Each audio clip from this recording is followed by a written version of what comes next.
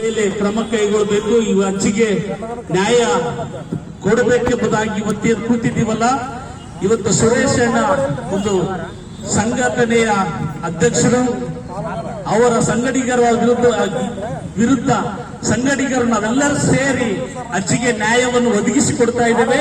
ಇವತ್ತು ಎಲ್ಲಿವರೆಗೂ ಮಾಡ್ತೇವಂದ್ರೆ ಇದನ್ನು ಇಡೀ ರಾಯಚೂರು ಜಿಲ್ಲೆಗೆ ಒಂದು ಹೆಸರನ್ನು ತರುವಂತಹ ಒಂದು ಹೋರಾಟವಾಗಿದೆ. ಈ ಹೋರಾಟವನ್ನು ಕೂಡ ನಾವು ಗೆಲ್ಲಬೇಕಾಗಿದೆ. ಈಗಾಗಲೇ ಅಧಿಕಾರಿಗಳು ಬಂದು ನಮ್ಮ ಮನವಿಯನ್ನು ಕೂಡ ಸ್ವೀಕರಿಸಬೇಕಾಗಿ ನಾನು ಕೇಳಿಕೊಳ್ಳುತ್ತಾ ಇದ್ದೇನೆ.